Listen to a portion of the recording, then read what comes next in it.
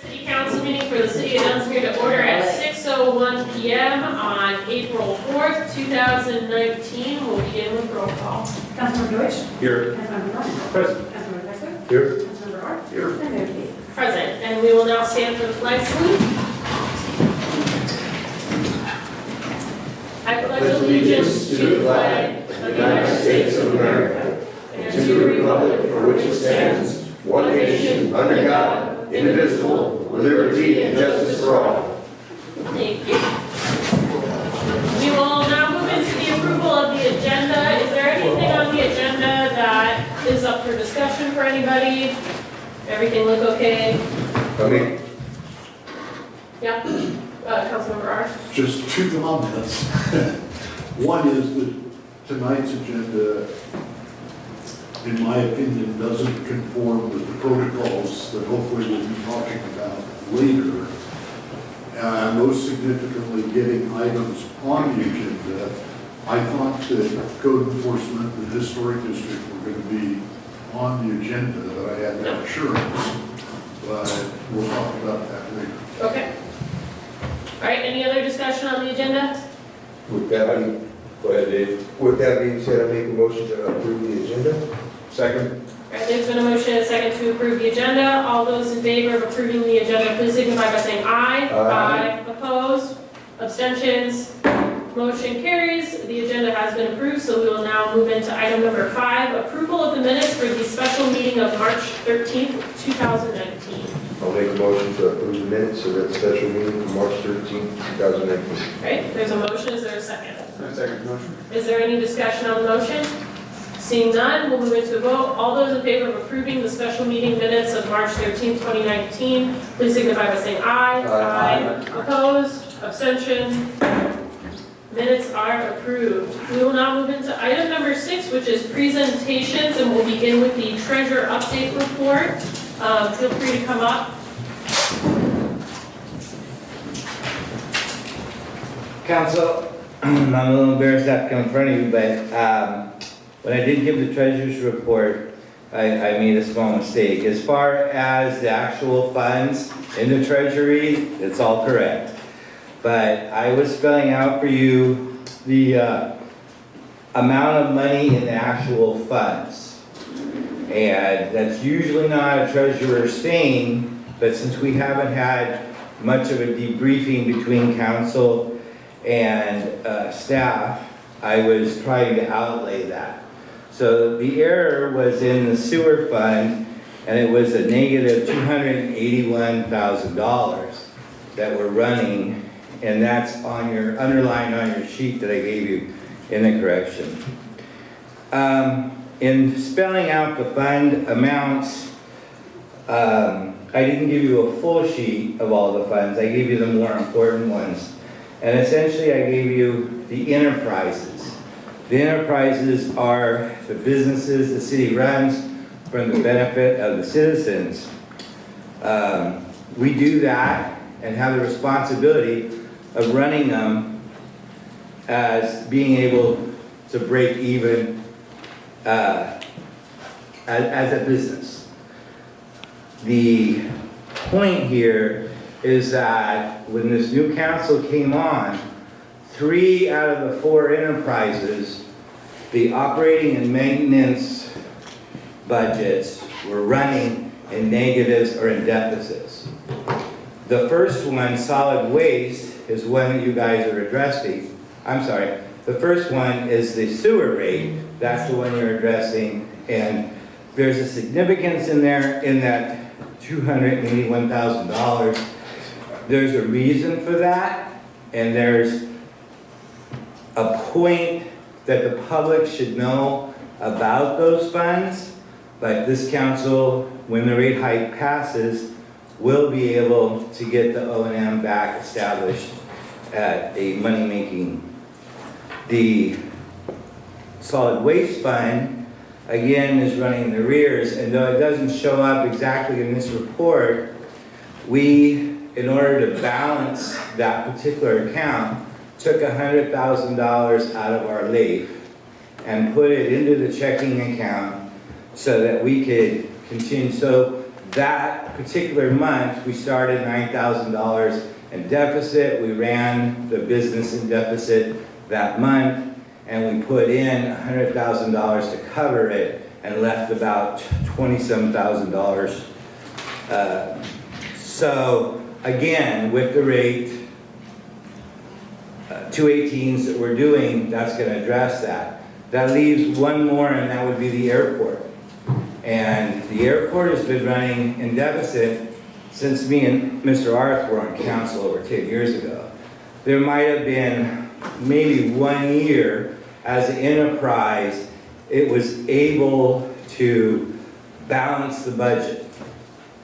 But it hasn't been able to pay back the money.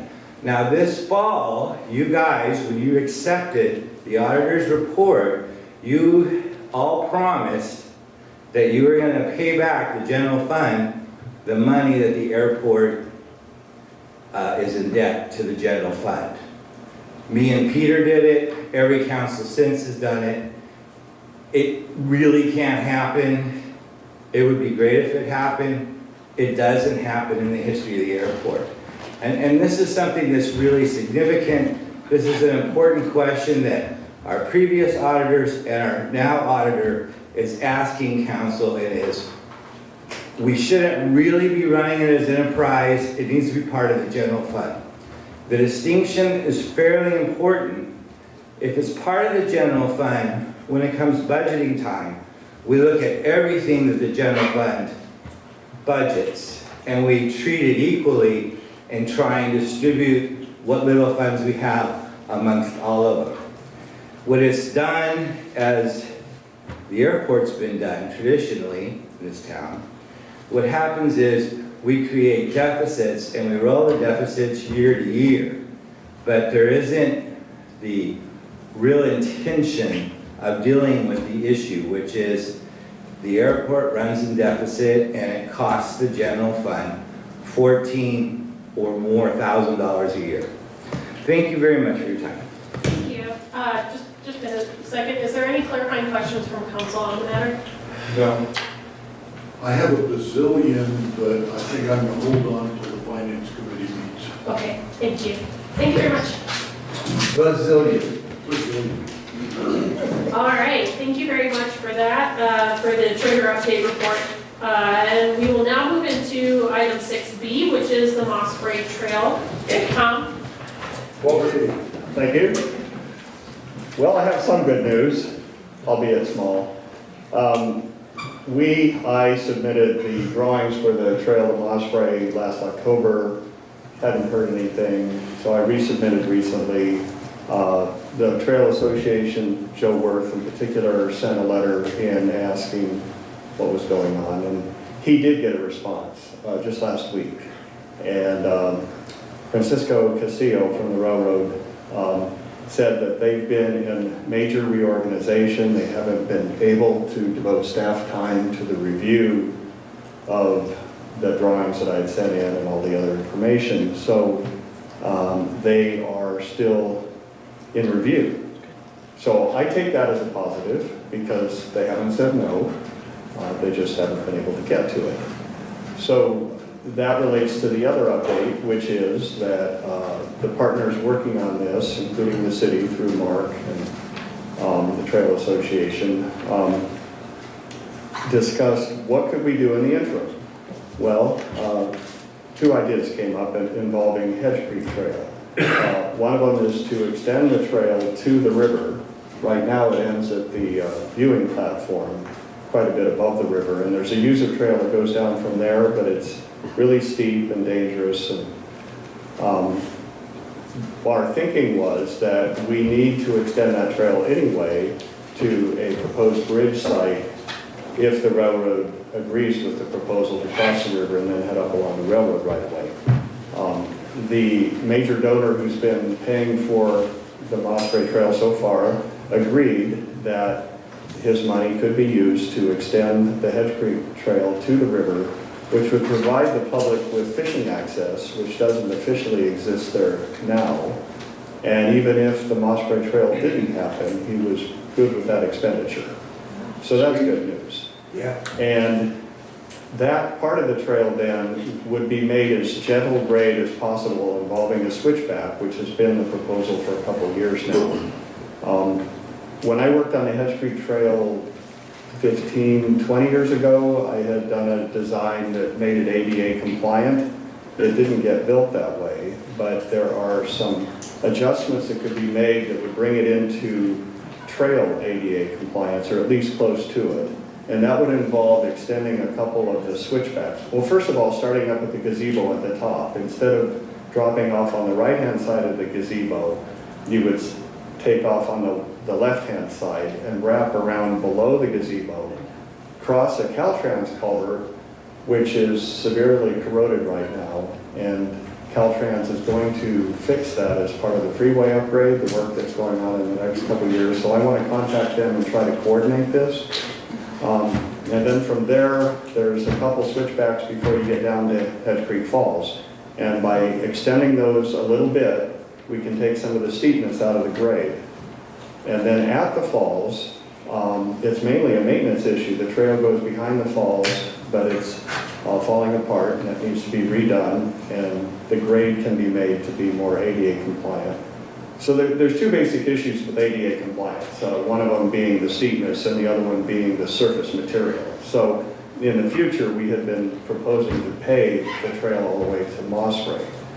At this point in time, if we can fix the grade and make it less steep and have a durable surface, we're making it more usable.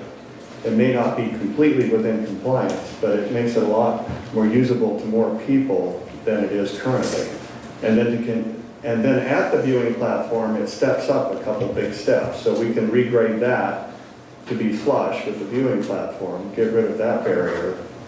And then the switchback would be before you get to that viewing platform, and it would go down to the river, and that would be gentle enough grade to be within trail ADA compliance, except to where the bridge would be if we build the bridge. And then the last 50 feet or so is a little bit steeper, but that at that point becomes fishing access, swimmers. But it would be a huge improvement over the current situation. And N-Plan is the environmental planning firm working on this project, and I spoke with them about this, and they think that a lot of this work could be done within the existing CEQA work that they've done in the permits.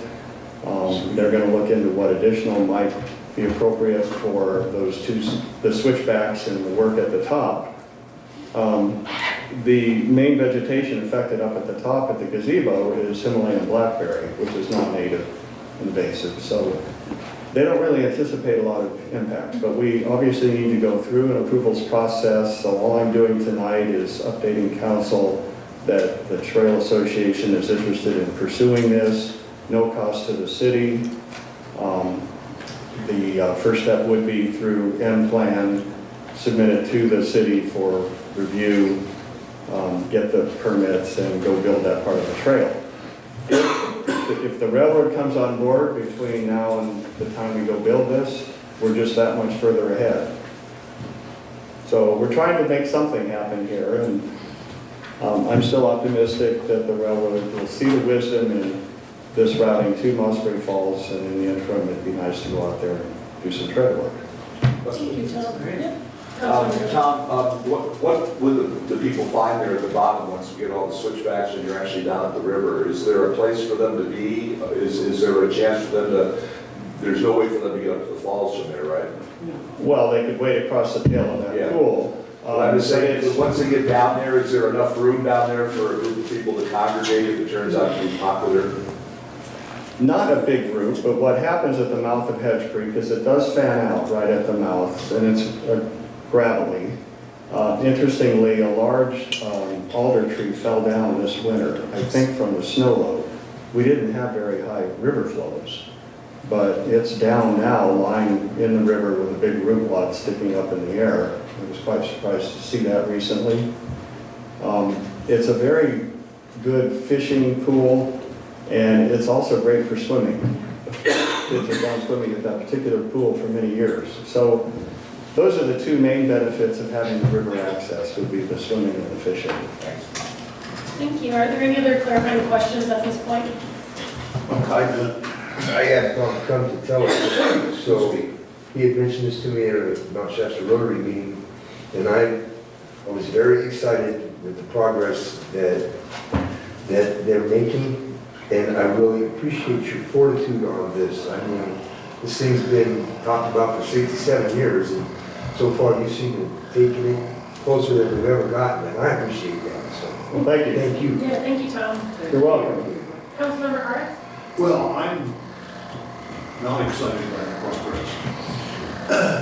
That is, former council member Mayor Bryce Craig and myself drafted a resolution that the city adopted unanimously with an aspirational goal of having the trail done by the end of last year, by the end of 2018.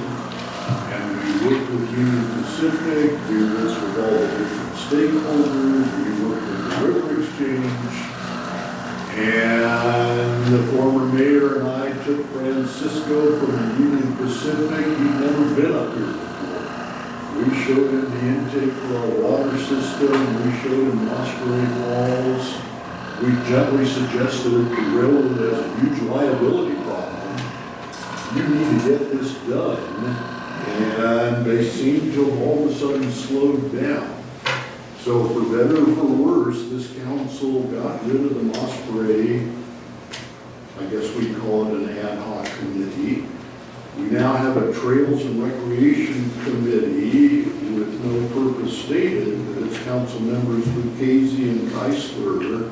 And I would urge you to reach out to Union Pacific and have one of their representatives come up here and tell us how they're going to deal with the liability in the summer of 2019.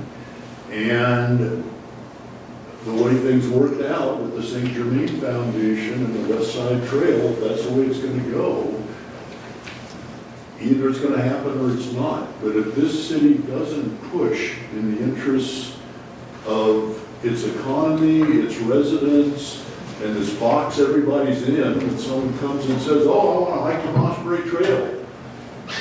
And what do you say? Oh, you're trespassing on railroad property. It's dangerous. You can't. And people do it anyway. Well, it goes deeper than that. The official public access was on the tracks. There was a footbridge at Prospect Avenue that washed out in the 1986 flood. For many years prior to that, that was the totally accepted route. I realize the railroad is now saying that people are trespassing and it's illegal. We have chosen not to press the prescriptive right issue on the railroad tracks. We're trying to work with them cooperatively.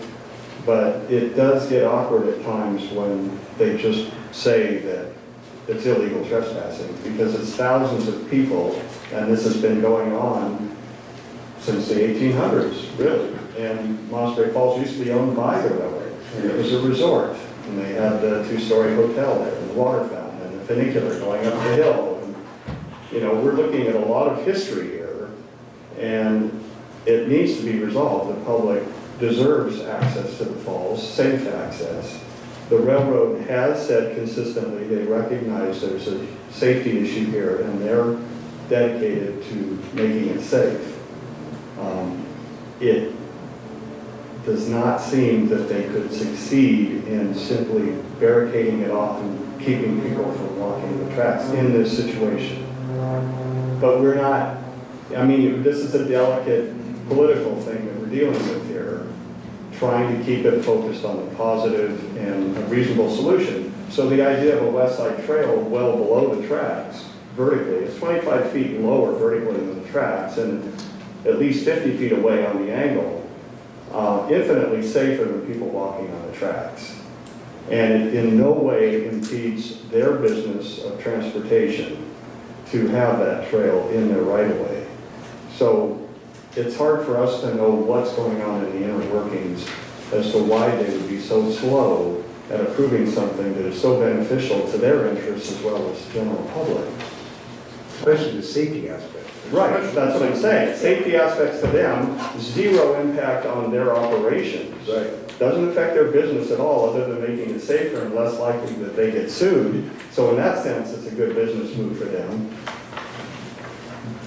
Beyond that, I mean, we're putting it out there. Here's a design. Let's go build it. we said we could have this done by summer of this year. It's not looking, well, it's not gonna happen now by summer, but we can still get it built this year. You originally mentioned, Tom, 3% grade, that's ADA compliant. Yes.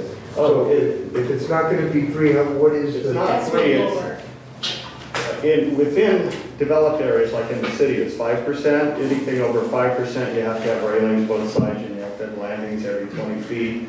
On trails, they softened it a little bit. So Okay. you can run up to 10% grade for 50 feet. I think up to 8% grade for 200 feet. It's, Hedge Creek is still tight.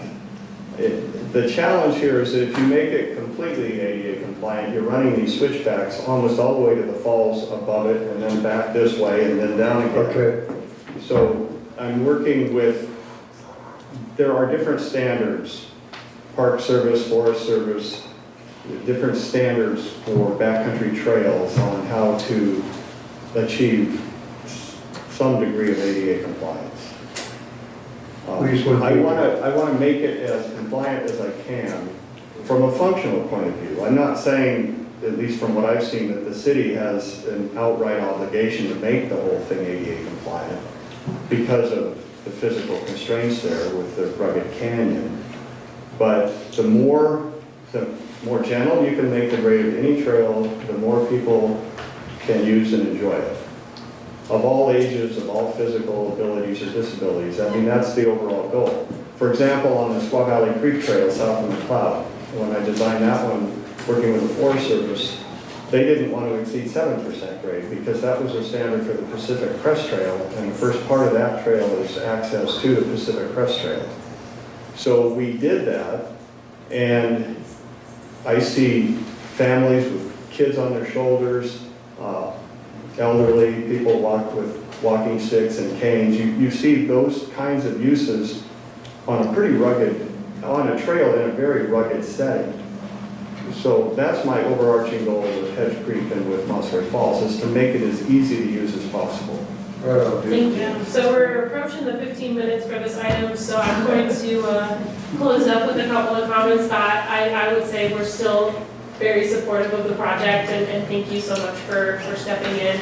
I've had to deal with the trains in the Midwest, and they don't move as quickly in the Midwest just as they do here. Union Pacific tends to take a little bit of time on a lot of things. Yeah. But I think we're very supportive of that, and we would be eager to see the final design and drawings for the ADA compliance and the Hedge Creek extension down to the river. I think we would definitely entertain that type of proposal. We'll get that together and get it submitted to the city. Thank you. Tom, for all your work, your Trails Committee, thank you.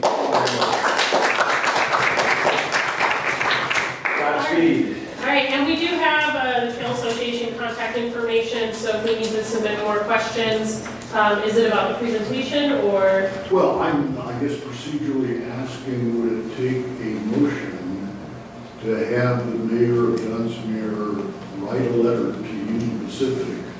Francisco is in Sacramento. He's the vice president for this region. He more or less promised Bryce, Craig, and myself, they were on this and we were going to get it done. And that was 24 months ago. So could we invite a representative from Union Pacific to come and give a presentation on their Mossbury Trail plans in the next 60 days or so before we get to summer? Is it going to be the sheriff's office that deals with the traffic and the trail? Is the railroad going to be citing people? So I think we're getting into the weeds a little bit, and there isn't an action associated with any presentations, but what we can do is I'll be in Sacramento next week, and so I'll see if I can get a meeting while I'm there for another conference for work. And then we'll, I'm gonna Let's meet. just cover the bases. Let's just do this.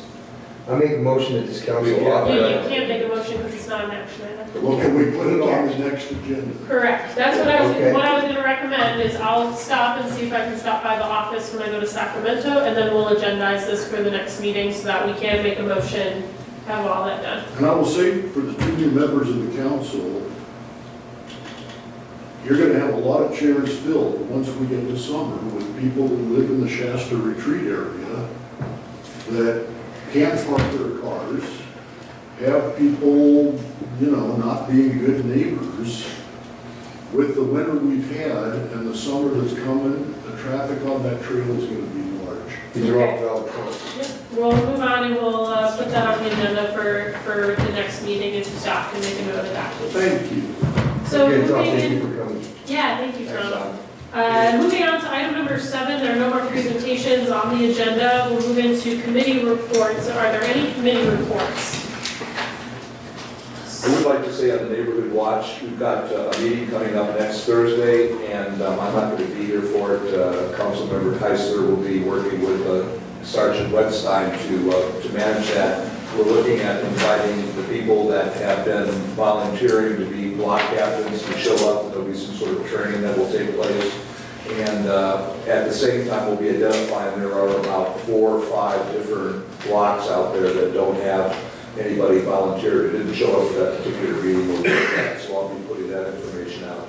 The other thing is that we're kind of coalescing around the idea that between Rotary, the Community Resource Center, and the Neighborhood Watch, of having a volunteer fair probably on a Sunday. The idea would be, it was like last year where the Resource Center basically said we're going to have hamburgers and we're going to have it out at the ball field, we'll have a clown as people show up.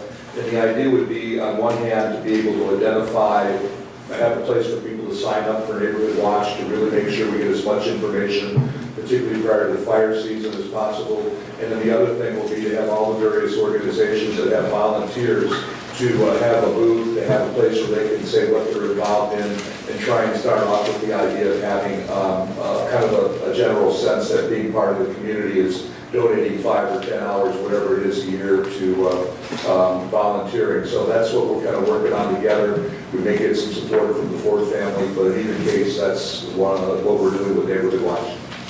Okay. Yeah, I was just looking something up.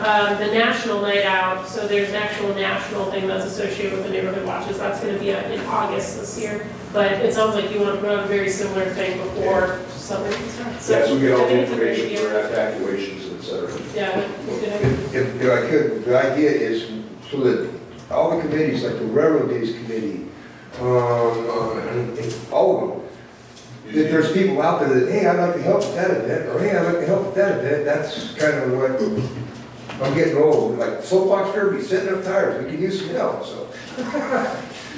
Thank you. Councilmember Bryan, any committee report updates? Yeah, the committee to negotiate the sheriff's contract met with Captain Hoffman last week, and it was productive. It was a kind of preliminary meeting. On the one hand, Captain presented the way in which costs had come up and their approach to renegotiating this contract. And Councilmember Keisler and myself had ample opportunity to express our desire for improved relations with our law enforcement here in Dunsmuir, just a larger presence, a little bit more of a small town feel. And they were receptive to that, and we're going to meet again next week.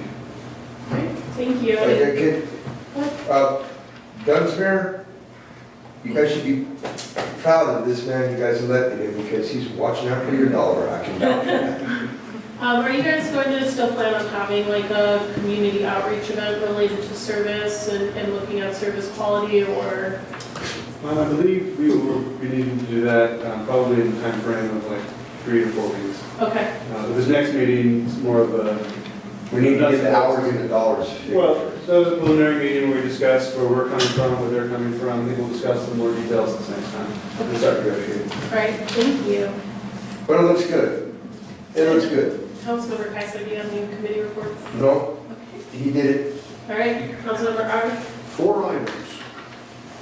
And I have to say, I hope the next agendas abandon committee reports and just a blank, because it doesn't inform the public and it doesn't help us. But with reference to the committee drill that we went through, I think it is now time to kill the ad hoc committee known as Solid Waste Sewer Rate Study Committee. So we can put that on as an action item for some housekeeping at the next meeting? And I will apologize to my colleague, Big Dave, because because Big Dave and I serve on the Public Facilities and Services Committee. We've never talked, we've never met. It's our Let's responsibility take care of that. to oversee the utilities, water and sewer, the historic district and the railroad. As I understand the protocols, we're a Brown Act committee.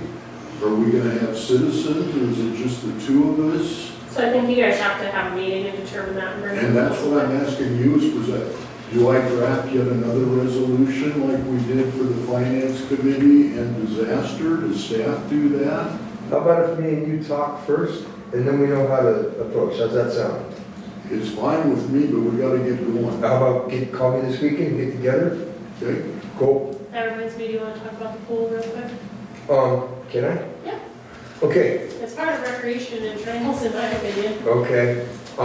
This isn't a committee report, this is just an announcement. This idea about having, Dunsmuir having a lifeguard academy, it's a better, bigger idea than I thought. Fruition isn't the word, it's going to happen. And the reason why this is going to happen, it's going to be a great thing. But I want to publicly and personally thank Ms. Carol Scalco. She set an example that took off. She came up, she gave me a check for $400 and paid for the first 2 kids' training. That's what I'm talking about. Community support. And, Thank you. but supporting our kids like that is what I'm talking about. So between people, the Rotary, anybody else want to volunteer, get a hold of me, Mike Rodriguez. Julie could probably help us and steer you in the right direction too. This is going to be a great thing, so I'm excited. Yeah. Thank you. Big Dave and I You know I have, love you, right? Big Dave and I haven't formally met for trails and recreation, but we pretty much kind of been figuring out the pool aspect, working with Mike Rodriguez and the Friends of the Pool organization that's starting up to make sure that that's taken care of. So we've been We trying have to. a meeting coming up though. Yes, we do have a meeting coming up. So, trails, Councilmember Art. Ready to move on to item 3. Okay. Item 3 is reinforced by the treasurer's report, but I do think we need to look at the situation with the Airport Enterprise Fund. And I'm hoping you mentioned at the last meeting a workshop. So I will bring that up during my committee report, if that's okay. Very good. Item 4 is we have Linda Scheiben, who is leading the citizen portion of our disaster recovery. I think if the council is supportive, she should give us a report every council meeting henceforward through the year to let us know what they've achieved, what their obstacles are. To her. Well, she's here for a yes, purpose. yeah, she did ask to come today because they had their first meeting, and I'm going to invite her up when you're done with your term. And I'm not clear whether the two people running the choo-choo are you and me, or the people running the choo-choo are them. If they're running the choo-choo, then they should be treated as a committee, a Brown Act committee, just like us. Yep, and they are. We noticed the first Okay. meeting, and we took meeting minutes. I sent them to Julie to just make sure they're the right format, and then they'll approve their minutes at the next meeting. That meeting will be noticed, and that's why they determine their full schedule and everything like that. So yeah. Yep. I'm just saying, we need to have the best communication possible, and to send them off and we don't hear from them other than once a month, will not get the job done. So their charge in the resolution is they report to the council on an annual basis if they wish to come sooner than that or refer items to us. So for example, the green waste item that they discussed, so that information will be shared with us, and then eventually you and I will not be around that committee because they are their own body and they will.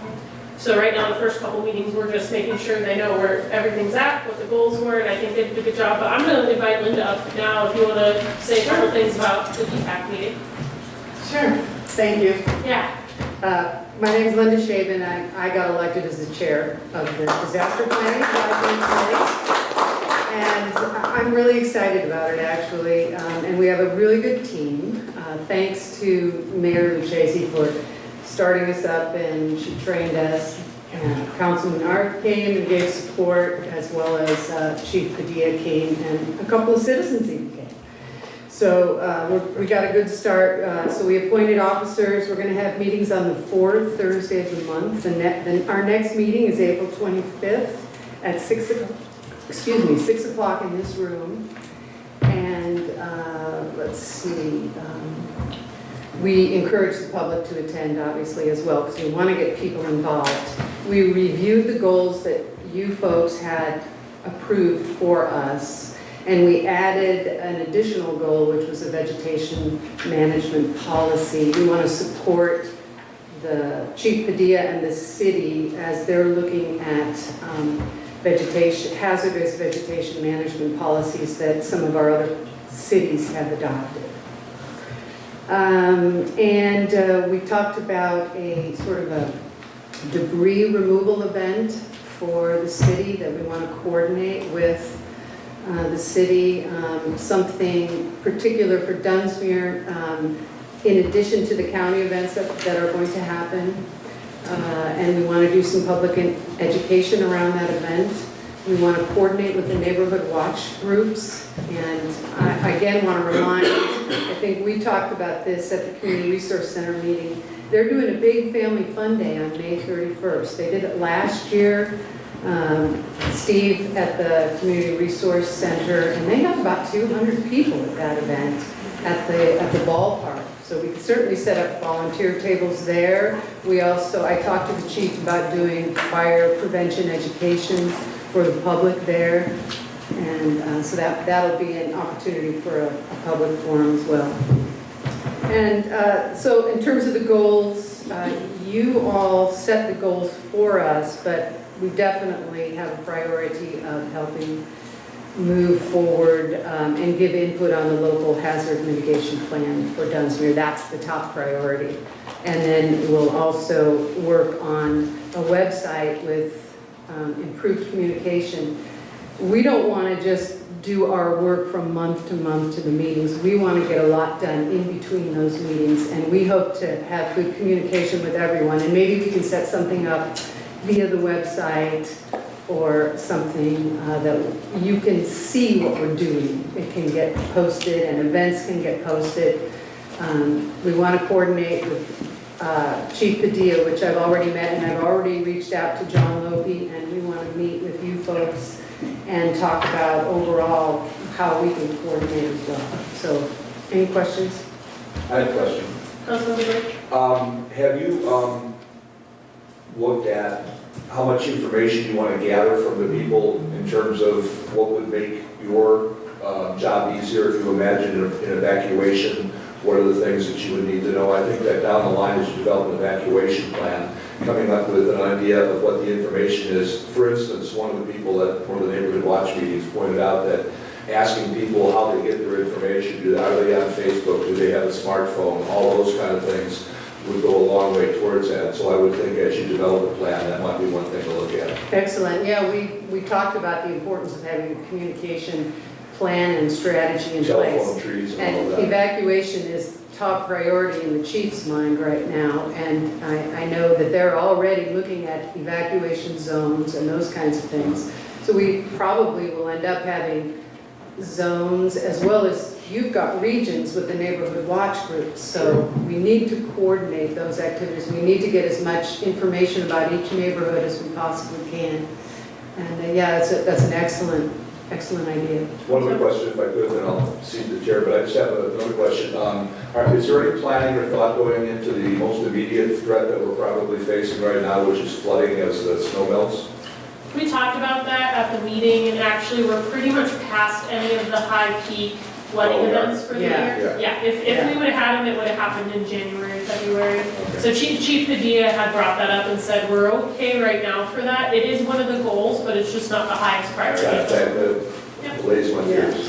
Yeah, so fire will be the first goal right now. Water, fire. Councilmember Kessler?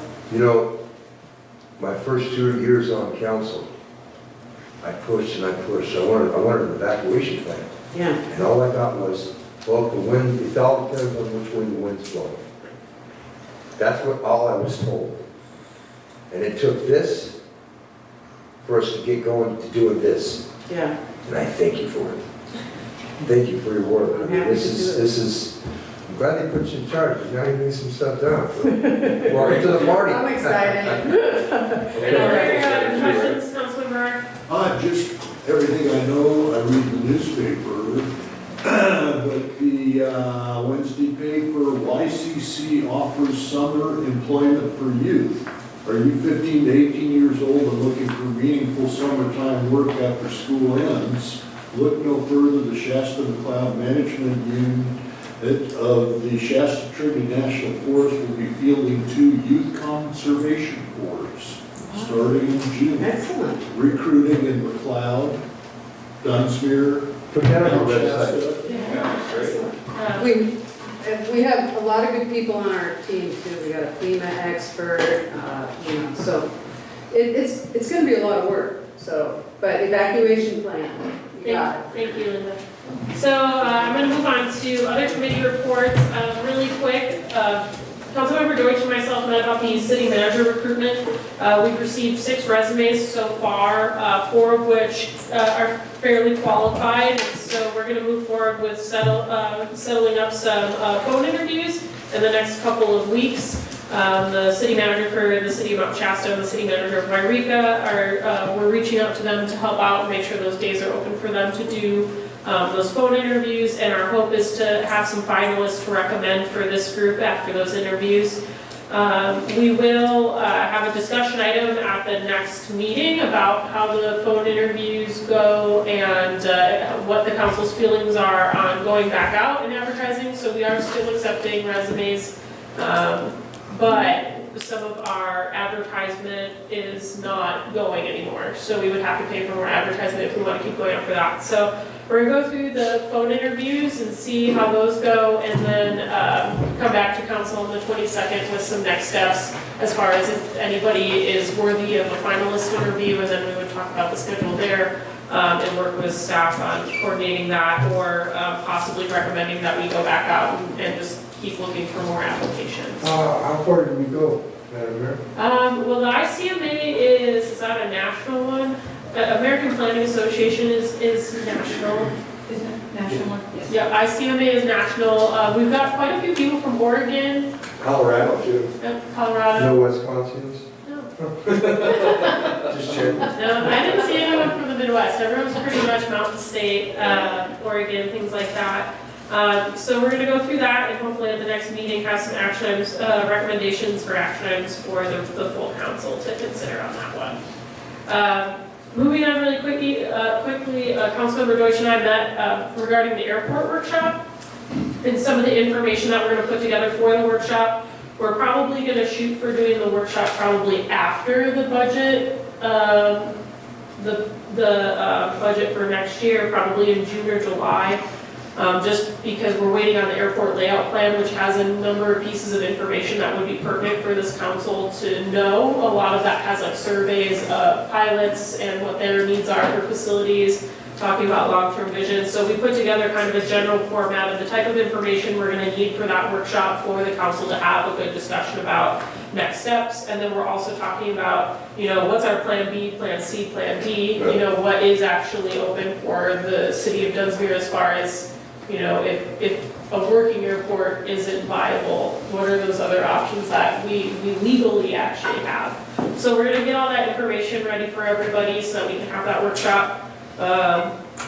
Other than that, did you have anything else about airport? Well, I would just say that actually we do have 2 documents that we have been producing as part of the grant process. And one of them, as you mentioned, is the airport layout plan. Now that hasn't actually been brought back to us. It's been sitting in the FAA. They've been doing their analysis of it. So the contractor we had went through the process of developing it with the coordination, obviously, of the committee. They're now finishing that up, and we should be getting that back. Then we'll also have the pavement management plan, which is what lays out the need for the new runway, et cetera. And so when we do have this workshop, that would be a good time to bring this all together before the council and give everyone a good, clean understanding of all the pieces and how they fit together. And one of the key components that the FAA brought into this was a projection of what they think the traffic will be considering the situation. So that's a key item to look forward to, the future profitability of it. Okay, any questions? I have just one question regarding postponing it until after the next budget cycle.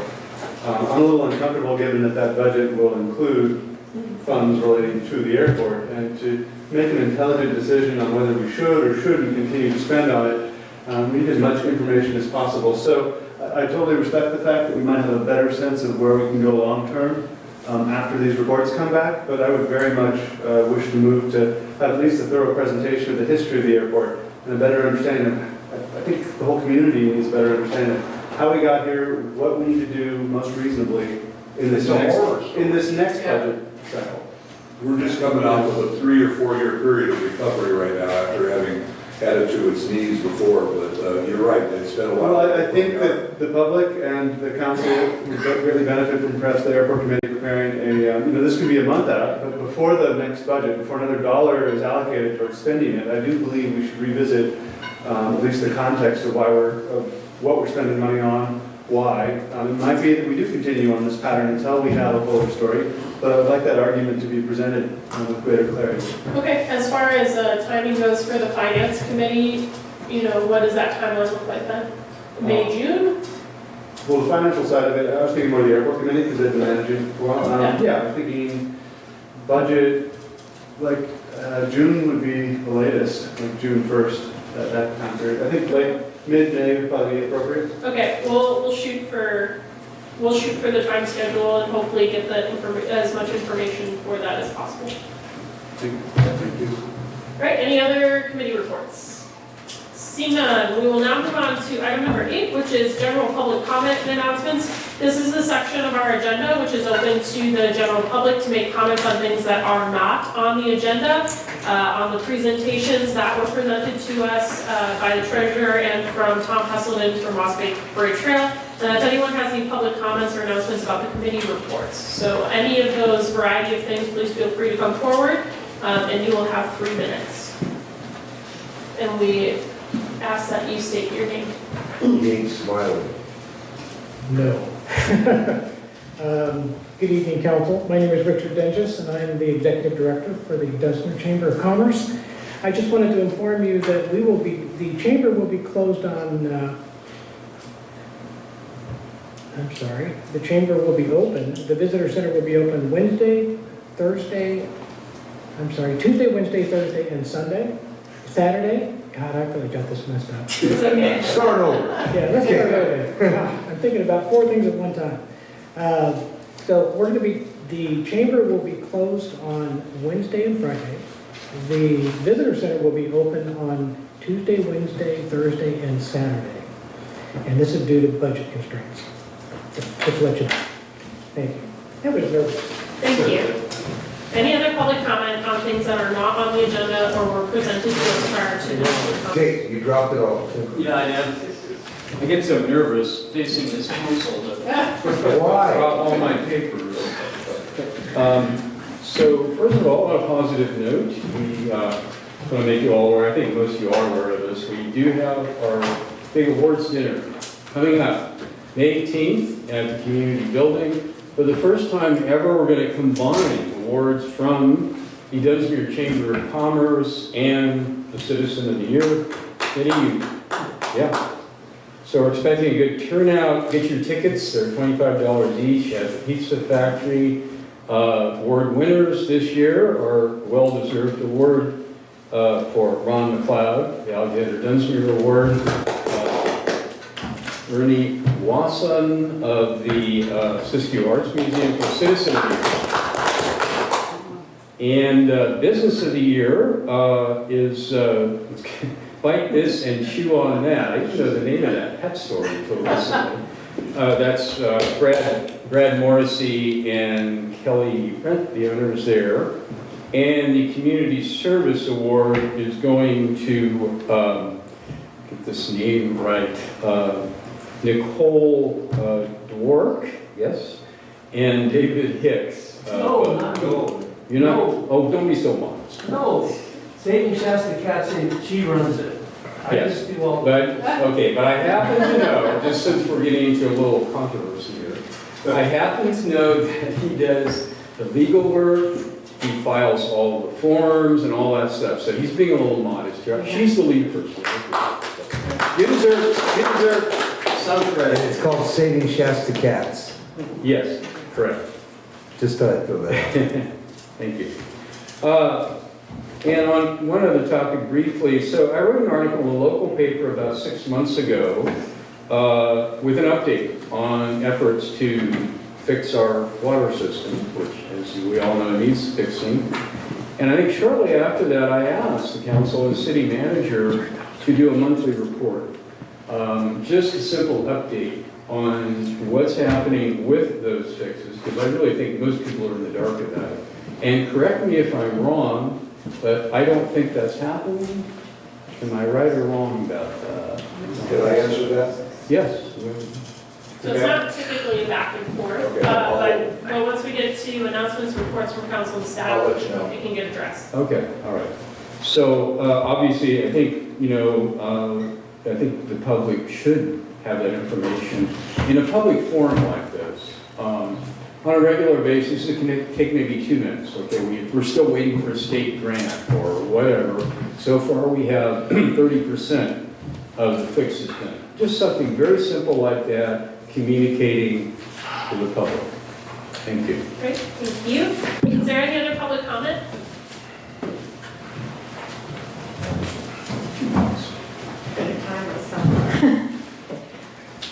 Hi, I'm Carol Scalco.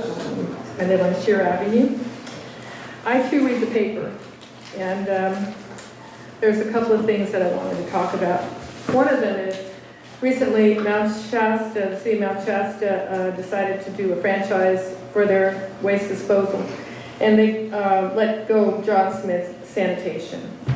I just wanted to tell you that I love these people, John Smith Sanitation. I've had them for years, and these guys and gals, you can rely upon them. And I realize that the council members have a lot on the plate to make the budget. So I just wanted to tell you that if you could work even harder with John Smith and this group of people that he employs in this town when it comes to budgeting, I would appreciate it. I know it's hard.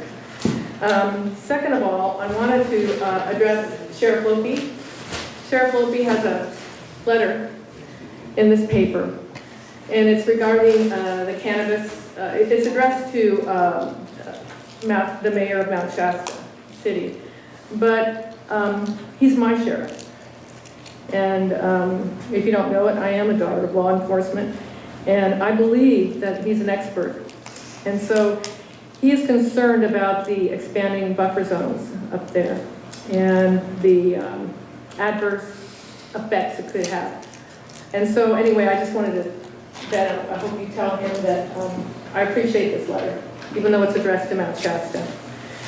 Because that not only affects our kids' safety, it affects my real estate value, it affects a lot of things. But the kids' safety first.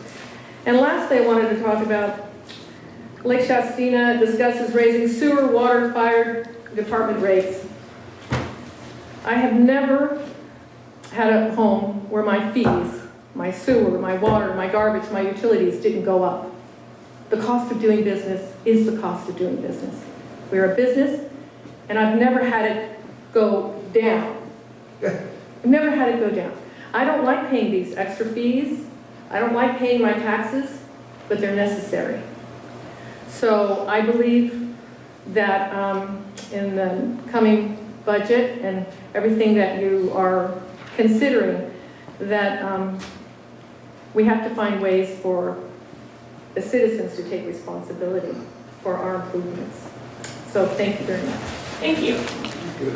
That was Is kind of there beautiful. any other public comment? Very briefly, David Hicks, 2 things. One, would it be possible to get a word processing copy of the proposed protocols so that I can review them and make some notes? So we do Rather have than- a public comment for that item, so we would ask that that public comment be reserved for that action item. The other thing is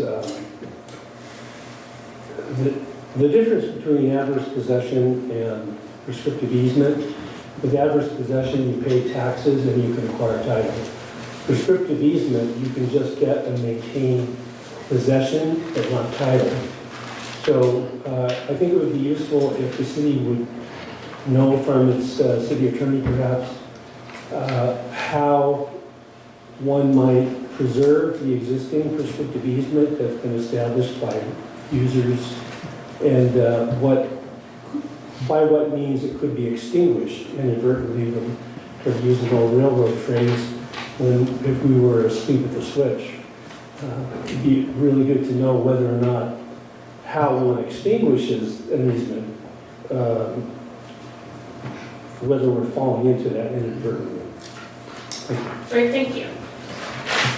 Is there any other public comment on items that are not on the agenda or were presented to us? Seeing none, I'm going to close the general public comment and move us to item number 9, which is announcements and reports from council and staff.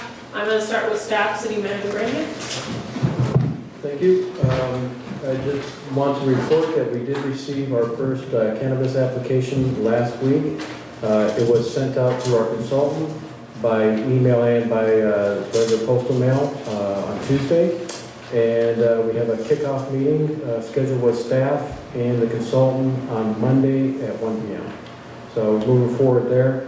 And also I met with the county Public Works Department last week and handed over the documents I had for the Butterfly Bridge project. So the county is in the process of taking over the engineering administration aspect of that going forward. It is 100% funded. We're still going to be doing the financing, and if there's any staff time that we spent on it, that would be reimbursed as well. But we're lucky to get the county to step in and assist us on that program. Thank you. Like anything? Julie, anything to report? Ed? All right, thank you. We'll now move on to council announcements and reports that we haven't brought up yet. I want to thank you guys for the efforts on that. We've been working with that Butterfly Bridge for 4.5 years, so it's a small miracle, but that's good news, really good news. Thank you. Thank you, County. Councilmember Deutsch? I did want to reply to Mr. Holt, the whole process of where we are with regards to our water and what's been going on with the rates. We made specifically sure that during the town hall dealing with the sewer rate and solid waste study, that we had a dedicated time to that. That video is up online. I took a lot of time when I created it to make sure that everyone could see all the numbers clearly, a little dot follow along so you followed what Paul Reuter was saying. And then in the back third of it, I would say, it does specifically look at what we've been doing with the money since the sewer rates were last raised and what we've been doing with the water rates. And so anybody who's concerned about what we're doing, I understand your desire to have a regular update, but anyone who wants to get a good sense of where we are has been really laid out really well by Paul, and they can get it online, and I'll send that out so people can see. That's all I have. Thank you. Anything else? Councilmember Bryan, then Councilmember Earth. Yeah, I would like to just briefly echo our citizen David Hicks' concern regarding looking into where our legal standings are regarding the prescriptive easement at the Mossbury. If cooperation fails, it'd be very good to be positioning ourselves to understand that there might be a plan B. Okay. Councilmember Earth. Well, we approved the special minutes from our last meeting, and I'm echoing Citizen Scalco's comment. I tore the same thing out, and whatever Mount Shasta as a city is doing on their solid waste disposal, I don't recommend that as a model for us. So you said that we need to get a better deal on our garbage contract. I sense somebody is working with the sheriff's office on that contract. Who is negotiating with Clements and Smith on the garbage contract? Is it going to be 1 year long? Are we going to talk about green waste, solid waste? We set the rates, but it's sort of a pass-through operation. We don't do the franchise approach. we do the billing, they do the hauling. Is that a good arrangement? Do we ever talk to them about them? We need to have a friendly negotiation that will fit the city's finances and the needs of the citizens. When are we gonna do that? So I did talk to Clemens and they would be open to discussing one. I think just to be clear from my personal perspective, not the general council, I'm pretty happy with Clemens. I think what I would like is at least a 5 to 10 year predictive model for fees to look at those things. I talked to Clemens, they said they would entertain that as well. One of the things that has been brought up is that you and Councilmember Bryan have talked about having a policy for bidding. I think that's a conversation that needs to happen if we're going to go out to bid for waste hauling, or if we're just going to renegotiate with Clemens for 5 to 10 years to figure out what the rates are. When is our auto renewal up? Is it 1st of July? I believe it's 1st of July, yes. So we can discuss with staff what the options are for that at this moment. But as far as that service goes, Just, I want to echo on Carol's thing too. I don't know about anybody else sitting up here, but this councilman is not interested in hiring anybody from not Siskiyou County. Okay, so that I didn't like that. But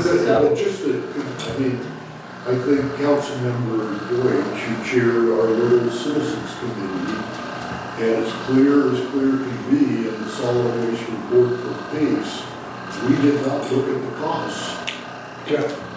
So we don't know what a good deal looks like. So I don't know how we can do any negotiating with no idea what the citizens want, number one, and what a good deal looks like. Every city in Siskiyou County is rethinking. McLeod, they took it on. Mount Shasta went completely the other way.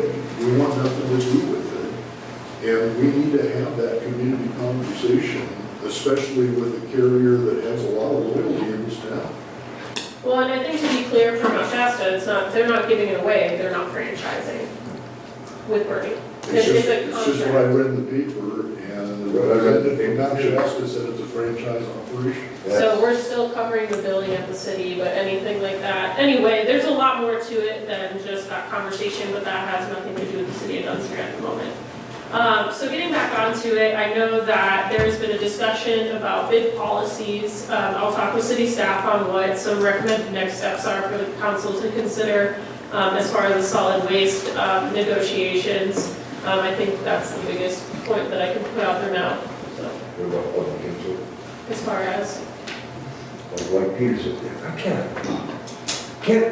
it's weird. I'm finding myself agreeing with a lot of things you're saying. You said some good stuff today. Well, I gotta give you credit. If it's including the public, let's be on the same page. Right on, so. So we'll talk about some next steps and bring something back for council to consider. Yeah, like he said, it'd be nice to know what the citizens want about the traps, That's- We can do that. Yeah, the finance committee, one of the top things on our agenda is to go over policies regarding purchases, big purchases, and I anticipate us to look into the feasibility of having everything be bid out. And slash, if that's not possible in certain instances, developing a procedure for bypassing that. So that would be, hey, we've done a little bit of basic research into the market, we can justify, we believe, bypassing that. I think that's something that we'll be looking into. This garbage contract may actually fit into that if the working relationship actually is the lowest. We're going to be going to be expensive, going to have to bid, but the finance committee should be looking at that in the coming months. I think it would be nice, from my perspective, working with staff, it would be nice to have something from the finance committee, how you would like to deal with that process first. Yeah. And then we can talk about doing a public forum if people want to talk about trash service that they want or some other type of public opportunity. Yeah, because we should base our policy off of all the contracts we have and what policy can work best for all of our contracts, not this particular one. So that's why the finance committee addressed that. Yeah, and the whole Mount Shasta situation is a lot more in-depth than that. I just don't want to do what they did. So, But on a governance issue, really, the committee that has not met, Councilmember Keisler and myself, it's within our jurisdiction, it's our committee. so if you would like to, then talk about it. Well, we just want to make sure we're representing the citizens of the Absolutely. Absolutely. There's one more, everybody's bringing up, man, just go. Everybody's got their pieces of action papers, this is, to me, is the most important one. It says, help wanted, summer aquatic staff, in other words, lifeguards, we're hiring lifeguards. It don't say on here, but we're paying minimum wage. So, and then somebody said minimum wage is like $14, $15. We have to figure out how much they're actually. Whatever, I think you got to pay minimum wage. Well, yeah, you have to pay them minimum wage, That's but what it I could be higher because they are a. But I want to reiterate that for some kids that want to come and apply for this, there's ways to get your training free. So please, tell everybody we need lifeguards. Thanks. Okay, anything else for the good of the order, Councilmember Art? Well, there, under 9, which I've read 1,000 times, this is my chance to ask that an item be placed on a future agenda on any subject within the council's jurisdiction. All right. I want the item to be code enforcement and the historic district and a joint meeting of the city council and the planning commission. If I could get Councilmember Keisler's support, will it go on the agenda? No. That's not what the protocols say. Well, we haven't adopted the protocols yet. Well, then let's adopt the protocols. Okay. All right, anyone else? Moving on, we'll move on to item number 10, which is the consent agenda, which consists of proposed actions on business matters which are considered routine and for which approval is based on previously approved city policy or practice. So on the consent agenda tonight, we have item A, check register for March 15th, 2019. Is there any discussion on this item? No. I make a motion that we adopt the consent agenda. The check register? All I have to say is adopt Okay. the consent agenda. Okay. Second. All right, there's an motion to adopt the consent agenda in a second. All those in favor, please signify by saying aye. Aye. Opposed? Abstentions? Motion carries. Move into item number 11, which is public hearing. We have no public hearing scheduled tonight, so we will now move on to item number 12A, which is old business, which is the SB1 resolution. Excellent, so bringing this back to you guys. Main points that I heard from last time was additions of projects. So once again, this is just a resolution to adopt a project list that uses SB1 funds. So SB1 funds is a gas tax funds. So I would like to re-stress that they are for road maintenance and rehabilitation. So mainly road maintenance and rehabilitation. So questions from last time had to do with a little bit of bikes, bike lanes, things like that. I looked through the documentation I had, and in the third paragraph, under background discussion, I list some questions that if the answers to those questions are yes, it will satisfy the requirements. So very last bullet point is research, plan, and construction, yada, yada, yada, for non-motorized traffic. So bikes should fall well within. There's even the second bullet point is safety projects. How about feet? Do they count as a mode of travel? That'd be non-motorized. Unless you have the motorized skate shoes. Okay. So the other one is bullet point number 3 is the complete streets as pedestrians. Yeah. Sorry, go ahead. Beautiful. Perfect. So once again, this is just, so the main point of bringing this to the resolution is so that there is discussion regarding it. I'd like to point out, though, that it is $27,000-ish. That's the estimation of what the revenue will be for next year. So we're not talking a huge sum of money that we can do lots of things with. Do notice that the road report that we had does show that we need about $225,000 a year for about 10 years to be able to bring our roads to a higher PCI level than what we're currently at. So with that, just looking to see what you guys want to do, hopefully adopt the resolution. We do need to get this resolution in, so there is that time. All right, thank you. So we'll start with clarifying questions and then go to public comment. Is there any questions from council? Councilmember Art? Whereas number 1, 2, 3, 4, 5, whereas number 6, The city has undergone a public process to ensure public input into our community's transportation priorities / the project list.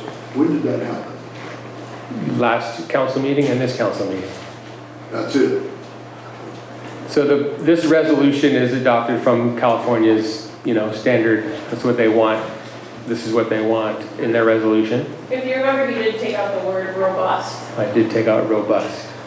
Well, I'm making the obvious point, and it's nice that we throw, the city and its budget and all of its vision, sidewalks are a priority. Yep. So now we have a couple of sidewalks. When I look at our budget, what we've allocated for sidewalks is zero.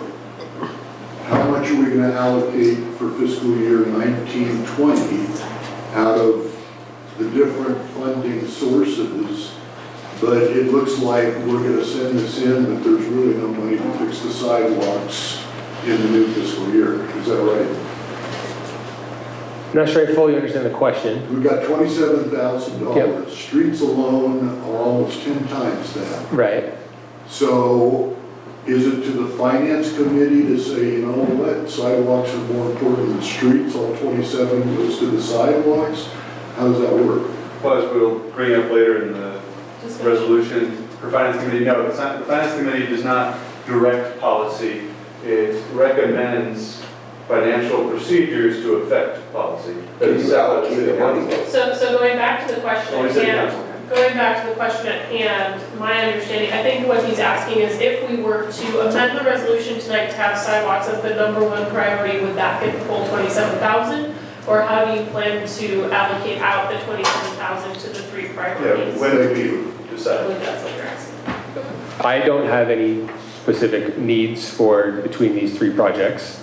We did talk with city staff. City staff is very adamant that streets are the important factor for the use of this money. Sidewalks is a very, very, very high second. That's just according to our public works director. So Councilmember 13 and Lynch, is it a 13 question streets. or a comment? Well, didn't we spend $37,000 last year? We didn't spend any money on sidewalks. I thought we spent about $37,000 between two different sources last year, didn't we? But this year This sidewalk project right here was in the 110,000 range.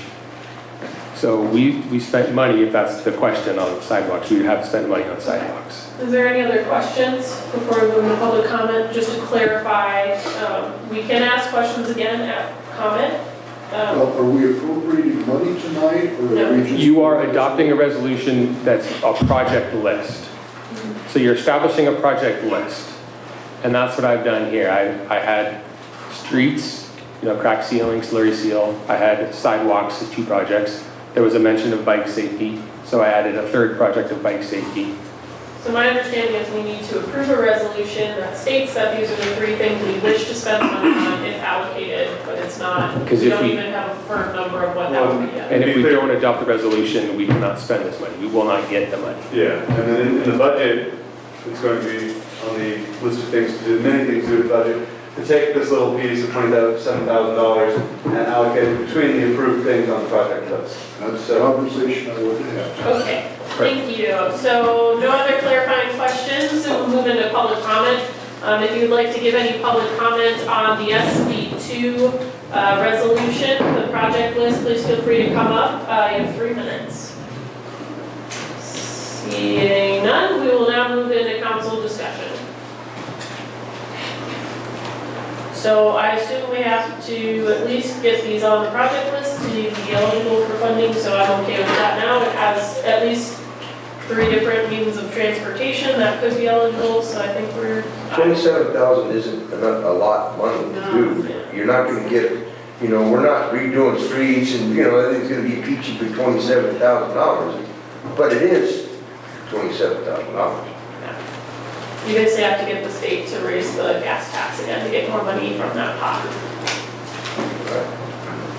Anyway, is there any other discussion on this item? Otherwise, I'll entertain a motion to approve the resolution 2019-10. I move to adopt resolution number 2019-10, adopting a project list to receive SB funding in fiscal year 2019-2020. There's a second, say by title only. By title only. Okay, cool. So there's a motion and a second to accept the resolution as presented by title only. Any other discussion on the motion? Seeing none, we'll move into a vote. All those in favor, please signify by saying aye. Well, it's not money, it's just a project. Okay. I mean, we can. I but- just want to make sure we go. All those in favor, please signify by saying aye. Aye. Opposed, abstentions, motion carries, resolution passes by title only.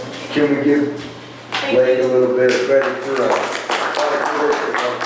Thank you for putting up with us. Moving on, I see no other old business, we'll move into new business, 13A, the Finance Committee resolution, and I will hand this over to the Finance Committee for presentation.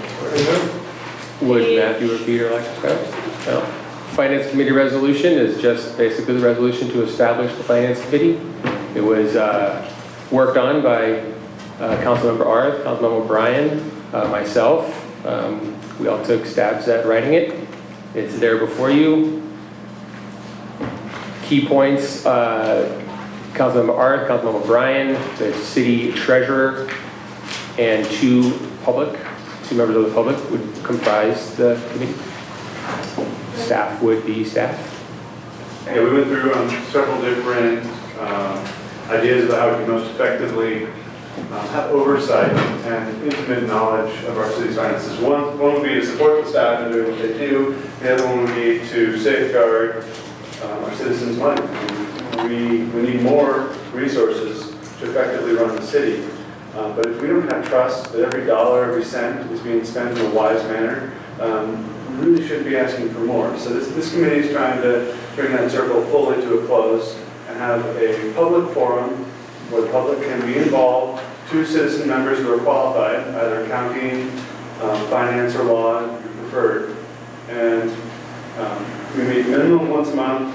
Ideally, anything related to the finances of the city would go through this committee first and be adopted as a recommendation to the city council. Obviously, the city council can bypass that if they see the need relative to time constraints, etc. But the general vision, if we were to take something like the budget, would be to have several meetings back to back to back during budget time with the finance committee, where a lot of the discussion and everyone within that committee is educated on the subject, and then present a completed budget, adopt the recommendations for the city council to accept the budget. If the city council sees some issues with it, they would then send it back to committee. If that takes too long, the city council can take it into their own hands at any given time. Any questions on the motion or the staff report? I do have one. So one of the things that came up with the DPAC meeting is just because of staff's limited capacity. We did program in a secretary position as a voted-in position for the DPAC committee. Was there a discussion about assigning a secretary for this one to take notes for the city, or is it the intent of the staff member or Blake to do it? I think the finance committee will not meet without a representative from the city, and probably won't never meet without the finance director. So the finance director could take on the note. That would probably be the most efficient. But I think the staff needs to be involved. It's probably the second most official committee after the city council in terms of the sort of work it does. And budget. That one you have Sorry, to council council. You have to have that one for state commission. I would like to caution, if Blake is going to be taking minutes, he may not be giving his full attention to what's happening on the committee. Okay, well, could we allocate another city staff perhaps to? Yeah, it's during business hours, that'd be the best time, so that's not an overtime issue. Okay, that was my only question, is about, talked about. Otherwise, Can the public ask questions? yep, we will get to public comment after we're done with clarifying questions. I think that was the only comment I had, or question that I had. And seeing no other questions, oh, sorry. Well, I have a couple of little edits. We can do the edits during comment. Do you have any clarifying questions? You can do it however you want it. There's, obviously I'm thrilled by the whole thing. There's just some changes I want us to consider. Okay, we'll do that during discussion. So I'm going to open this now up for public comment. Anyone from the public may come up to discuss the Finance Committee resolution. There is also a list of proposed 1920 goals that are on the last page as well, so you have 3 minutes. Yes. I just have a clarifying question or two. If I understand this, I've been just looking at the resolution here. So is it correct that this Finance Committee will not actually be, say, coming up with a draft budget for the city? So just really quick, so public comment is not a back and forth, but we'll write your questions down, and if we'd like to address them, we'll do that at comments. So I would just recommend going through all the questions that you have. Okay, and when will those questions be answered, Madam Mayor? After the public comment is closed. Okay, so the other question I have, which is related, so let's see, would the Finance Committee be considering, this is kind of the same question, but you know, if there should be raises for city staff? I mean, something very specific like that is what I'm getting at. Is that something the Finance Committee, you know, would be considering? Those are my questions. Thank you. All right, thank you. Any other public comment related to the Finance Committee resolution? Seeing none, I will close the public comment. So, do you want to address those 2 questions? Yeah, I'd love to. That's a great example. If you were to use the word like draft will make the budget. The budget's the most central thing that the Finance Committee or the City Council, for that matter, adopts. And also one of the most central things that the city staff drafts or makes. But that's kind of the general order should be the city staff actually makes the budget. They perceive the needs, they interview all the people involved with spending needs. So they actually come up with the draft proposal of the budget. They do the work, they're paid to do this, you know, 8 hours a day. And they would then take it to the Finance Committee where there'd be room to exclusively focus not on overall policy goals, but on financial effectiveness. And, you know, that part of that's legal. You know, we have to use the legal parameters to most effectively spend our money and use their insights to come up with edits prior to the City Council seeing it, or to recommend a budget to the City Council. So it's a recommendation board. But the idea is we have expertise from the citizenry, including the City Council, that could overview more directly with the drafting, so to speak, to be done by the city staff, primarily the finance director and the city manager. But then the Finance Committee would be the first people to kind of workshop it continuously through. And then once there's a finished product with all these parts, it would then go to City Council with that recommendation. So in other words, you... Again, this is not a back and forth, you're done. Thank you. You're in council discussion, we are no longer in public comment, it is not a back and forth. If I have another question, how would I get an answer? Please email our staff. Again, you had your public comment, we are now in council discussion, it is closed. I'm going to cover the second question that was asked, which was raises. So the city council is only in charge of basically the city attorney contract and then the hiring of a city manager. If the city specific position needs a raise or some other type of compensation that's done internally, the Finance Committee could, looking at the purpose that's explained in the resolution, could recommend that a compensation study be done. But ultimately raises are controlled under the city manager's staff. Well, and this reiterates, to follow up on Juliana's comment there, that all financial matters of the city are determined by the City Council. The Finance Committee does not determine them. They recommend or suggest a way of spending our financial resources. Right. So we'll open this up for discussion. That was the 2 questions that were asked during public comment. I did have another question. I didn't find where it was. For term of office for the appointed committee members, you have here appointed committee members shall serve a term of 2 years. Are they alternating? So are they like appointed on off years? So one's appointed 1 year, next one's appointed the next, or are they both appointed at the same time?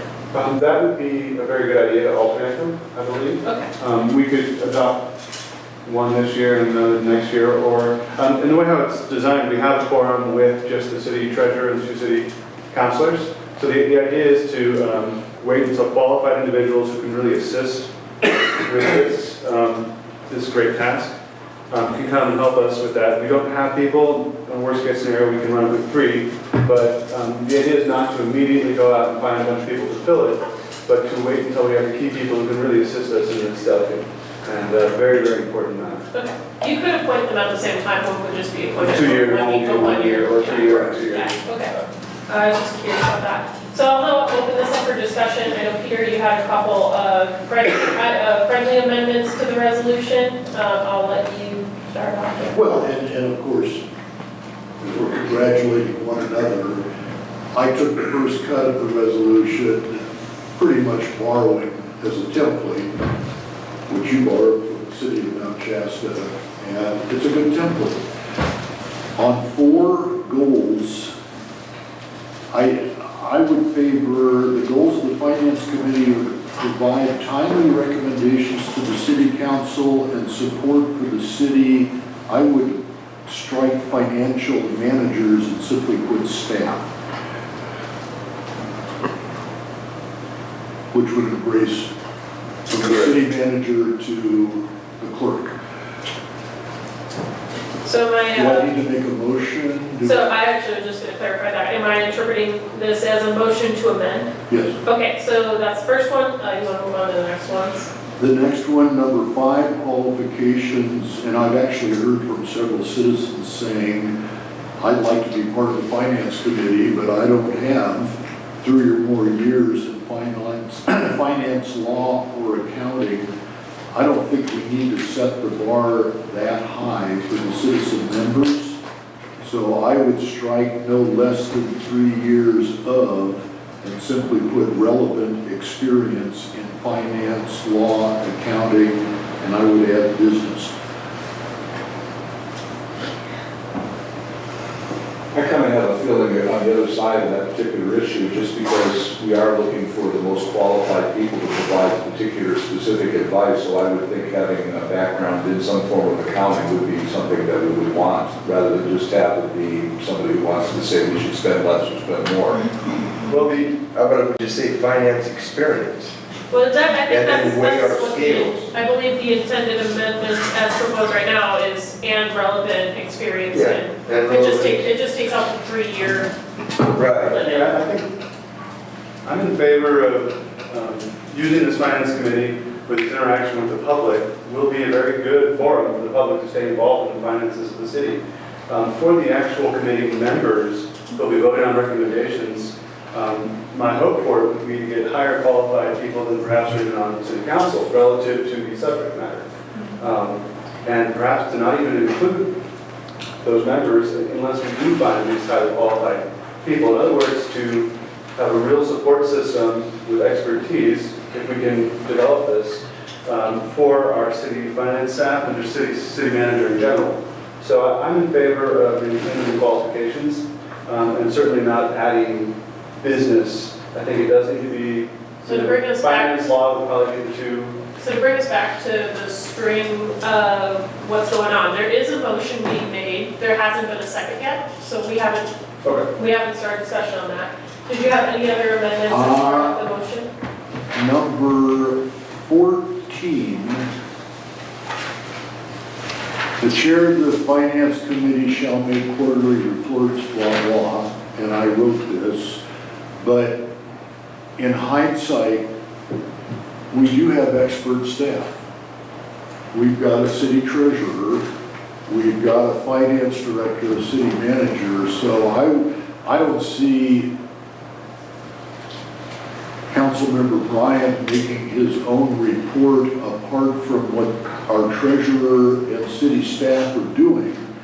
So I would say the quarterly and annual report shall, in coordination with the city treasurer and city staff, make quarterly reports, blah, blah, blah.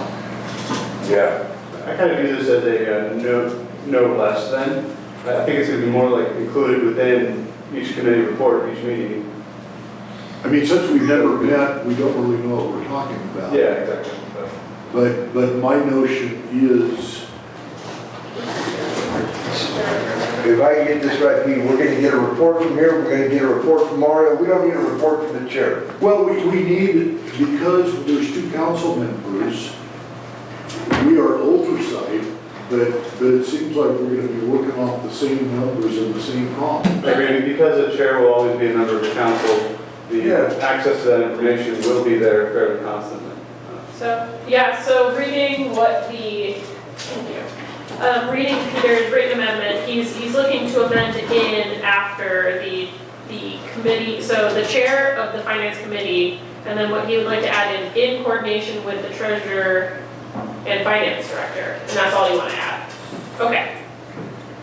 That seems fine. And then, are all those your edits for your motion? That's it. All right, so just to summarize, so there's a motion to amend the resolution under number 4 goals to strike financial managers after the word city in the last, on the second line to just say city staff.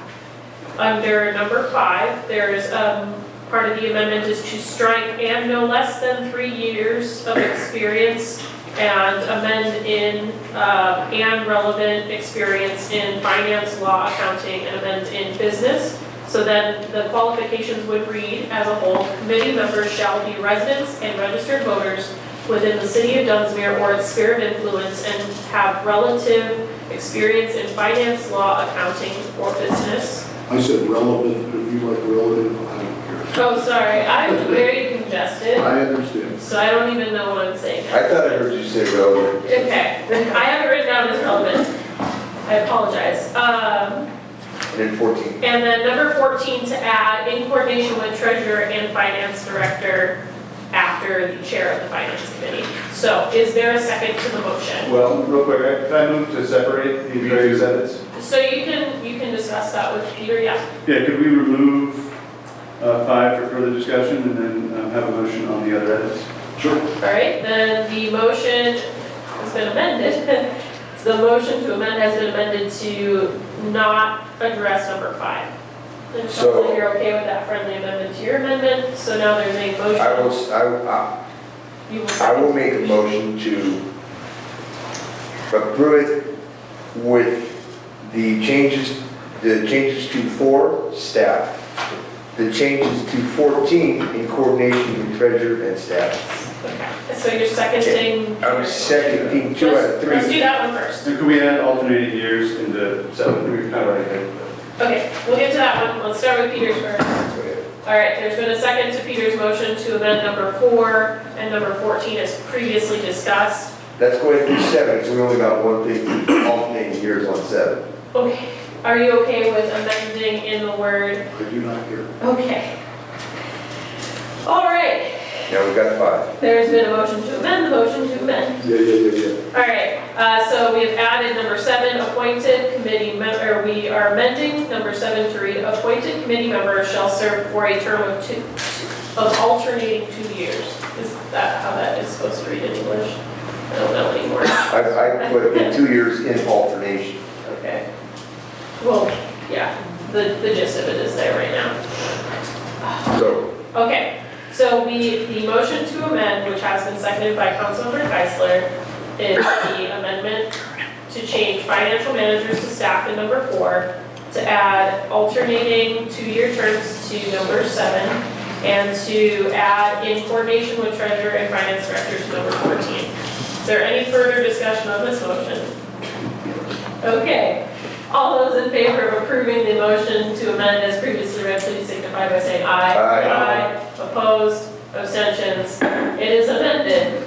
Okay, sorry, my allergies are so bad right now. So we're now up to number 5. That was the one that was taken out, and so I believe that just to summarize the discussion so far, there is some support for removing the 3-year requirement for the qualifications, or no less than 3-year, and changing it to relevant experience. So that's my understanding of the discussion at hand. Councilmember Keisler. so my question to you guys is I gotta have a master's degree? No, it's. You have 3 years. You have to have actual I'm experience. so just 1 year short of my master's degree. No, it's, you have to have. You're talking 3 years experience, and we're talking Dunsmuir, well, yeah. That's just, if they got I think you guys need to weigh your scales on this one. You're asking for There's experience. a bunch of people in this room who could qualify for that. Councilmember Deutsch. I still want to stick with Councilmember Bryan on this. I do believe that the three people involved, the two council members and the treasurer, have a certain level of knowledge, and I think that having an additional set of eyes that are looking particularly at finances, accounting, and all of that is an asset that we would want to have, rather than just one other person with their ideas. So I believe still that we should not go along with changing 5 to leave it as it is.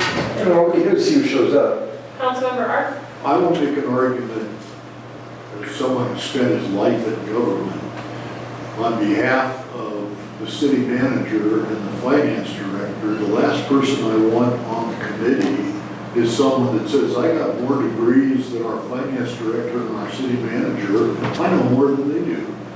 You all better listen to me. I don't want that kind of person on the committee. I want to respect our staff. The city pays for their expertise. So this is a small community, and you may not get candidates that have graduate degrees or college degrees that want to volunteer on this committee. So I think a less stringent barrier would be just fine. How about if we were to amend it, keep it as is, but then maybe afterwards, or other relevant experience, so that if, in the event of us not being able to find after extended periods of time, as people qualify in this manner, we have interpretation for something that could qualify for this sort of experience. That's what We're not putting a degree here. There's no exact hard and fast what you can or can't do. But what we're trying to guide here is people interested in this, that we are in fact interested in people who have expertise and would like to share and be involved in the community. A lot of people with expertise aren't particularly aware of the fact that we would like their help. So, I guess my question that I wanted to pose, so say for example, someone who doesn't have a background in any of these preferred areas comes to the finance committee meeting for 3 years straight, is that considered 3 years experience? It could qualify, perhaps. It's not what I was having in mind. Obviously, if we can't find any, well, if in 3 years' time we have not found qualified people to be part of the citizen portion of this committee, then I think we will adjust to equitably, charge our mission here. So, we'll fulfill it, but I think going into it, it would be nice to try to solicit people who have extensive experience in this. I'm behind you on that, so we have to figure out what happens to those other three folks over there. Or other related experience. So it can be up to the council to decide what that related experience would constitute. So, how about this? What if it reads committee members shall, I think the word that we have to focus on is the word shall, because that means it's kind of required. And what if it reads committee members shall be residents and registered voters within the city of Dunsmuir or its sphere of influence. Priority will be given to individuals with no less than 3 years of experience in finance, law, accounting, or business. But why not say no less than, why don't we just pull it off and say with experience in? I like the time frame because it gives an understanding of the qualifications. People experience this all the time in the workforce. And it's not that you can't hire someone who has 2 years of experience, but that what you're looking for is someone typically in this case. I mean, we encounter this everywhere in the workforce, this sort of language. So basically, that proposed writing and that proposed amendment saying that someone with no less than 3 years of experience getting priority, if we got 3 applicants, 2 of the people have 3 years or more, they would get priority. But it doesn't disqualify someone who may say, I want to learn more about this and I have some ideas how financing could work. It doesn't disqualify them from being able to apply. I move we so amend. All right. I second it. All right, so I'm just going to read it back, just so that we're all clear. There's been a motion to amend the resolution under point number 5, qualifications, to read, committee members shall be residents and registered voters within the city of Dunsmuir or its sphere of influence, period. Priority shall be given to individuals with no less than 3 years of experience in finance, law, accounting, or business. Cool? Cool. Any other discussion on the motion? Did you get all that, Julie? No. The video will be up shortly. Okay. Yeah, sorry. Her hand is like, I know. My notes are even worse. I will type them up for you. All right, seeing no discussion, we'll move into a vote. All those in favor of amending the motion as previously read, please signify by saying aye. Aye. Opposed? No? Abstentions? Motion carries. All right, so that was the motion to amend number 5. That has been amended. So we will now go back to discussion. Just to summarize, we've amended number 4, 5, 7, and 14. Any other You want to take discussion? the lead on this one? Matthew, you want to? Councilmember Art? Well, the only other discussion, I'm looking at the chair of the finance committee, is the way this thing is drafted, when you get to the resolve clauses at the end, we don't even begin meeting until we have a quorum of members. So I presume as a Brown Act committee, we're gonna put in a newspaper ad and. The quorum of members will be met with our treasurer and the 2 council members. So we'll begin meeting right away and then But they will be provide posted. applications in a Yeah. timely manner. got those. So That'll be part of our first meeting. We'll be can we discussing. meet in the next week or so? Yeah. With the notion that these attachments, these proposed bills, these are mine.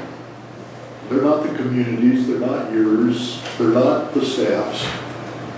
I just sat down and whipped these things out. So with the time we have left to adopt the budget and the time to put together the goals, we need to start meeting really quick. I concur. So, okay, so you guys can organize your meeting after, if this passes, most likely it will, but is there a motion on the table to approve resolution 2019-11 as amended by title I'll only? make a motion to adopt resolution 2019-11 to establish a finance committee as amended By title only. by title only. Thank you. Second. All right, there's been a motion and a second. Is there any other discussion on the motion? All those in favor, please signify by saying aye. Aye. Opposed, abstention, motion carries. Congratulations. You have Congratulations, a sir. formal committee. I was gonna say, I do have to. Congratulations, everybody. Everybody, and Jimmy too. Good. Okay. All right, one more. So we'll move into our next new business item, which is item number 13B, which is the city council protocols. So I will hand this over to the city manager, or if you want to. I'll just get the introduction. This is something that's been going on for a number of years. It got a big kickstart here recently, and what's in front of you today is the draft of the council protocols for discussion and an action to provide any direction to staff to bring it back. We're looking at the next council meeting of April 18th, if the council so chooses, to bring this back for consideration and adoption. So the draft is attached to the staff report, and it's very well laid out. So if there's any questions, and Juliana, do you want to take what was behind it? Sure. So Vice Mayor and myself had put this together and looked at the draft, and the discussion was we wanted to do this in 2 sessions for 2 reasons. One, it is a little bit lengthier and not super fun to read. So hopefully there's 2 meetings for everyone to absorb it, make some comments. The other thing too is to present it to the public at least twice. So if members of the public would like to make comments on the protocols, if there's anything in there that they see that they might want to make a comment on, we do have how to place things on agendas. And there are certain allowances for members of the public to place items on the agenda, so we wanted to open that up for comment. So pretty much just discussion today, and then we'll bring a resolution for adoption at the next meeting. This clarifying questions, and then we'll move to public comment. Okay, I'd like to make motions to do this. We gotta go through Okay, till because discussion. there's too much reading to do anything tonight. I gotta look at it more. Okay, Councilmember Art, questions? Well, of course, where did this come from? And I think the answer is revealed because in one place it doesn't say Dunsmuir, it says the city of Mount Shasta. Actually, I got this from the previous council members, Bryce Craig and They had Andrew started Spurlock. it with We got started, never finished. Yeah, so I think, When yeah. we get to the edits. Yeah, we'll take- It refers to the city of Manchester. So I'll do a find and get rid of that. Yeah, actually, so yeah, for the history of this, so there was a draft that was done by previous council members, Bryce Gregg and Josh Spurlock, and so then I went in and added a couple of sections on the how to put things on the agenda and then kind of cleaned it up a little bit, so yeah, copying and pasting is hard to do. Well, no, the point is, if this came from a small city in Siskiyou County and those that are either staff or council members, mayor, have said this works for us, that gives it a plus. And I think the other thing too to note is the protocols can change by a resolution. So if there's anything that isn't working, you know, procedurally as we try these things out, I think it's great to kind of get something in place. And then if things aren't quite working, we can have an open discussion and amend it. So it's not like tying our hands at the end of doing this. But anyway, questions? Any other questions? Do you want edits and typos? Yeah, why don't you just give it to me after we're done with the session. So, seeing no other clarifying questions, we'll open this up for public comment. Anyone who'd like to come up and make a public comment on the protocols, you have 3 minutes. My name is David Hicks. I'm a licensed attorney in the state of California. And I'm offering a pro bono service to the city council in offering to review this draft and make some suggestions. I did go through it prior to coming to the council meeting this afternoon. I scanned through it as quickly as I could. Some paragraphs were more interesting than others, and I sort of gravitated to those, but I did notice several things that could be drafted, I think, in a better way, and that they're not bad, but they don't see all the problems that are underneath. So my proposal would be, if this is permissible, to get from someone a word processing form of that document and make some suggested changes and then submit it to the mayor for further consideration.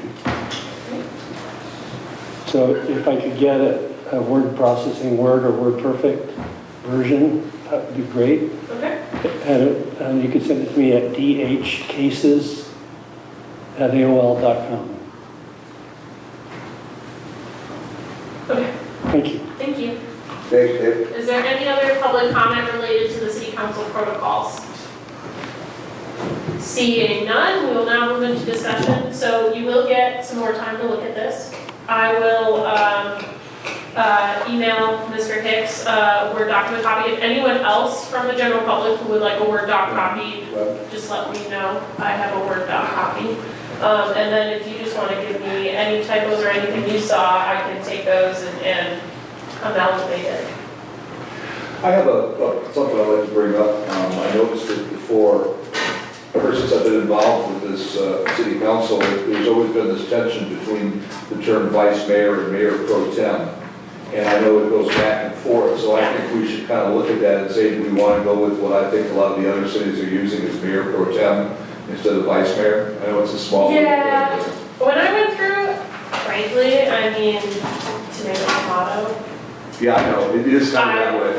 Do you really care? Does I'm anyone? fine, there's a particular. No, I just know that it comes up, and I just thought we should ask the question. I'm not saying one way or the other, but it has floated around there as to why do we call ours vice mayor, and other people say mayor pro tem. I'm fine with whatever term, I probably would keep it consistent. Keep it as. Yeah, we can be special, because we are. There's Well, back in the day, they didn't last that long on council.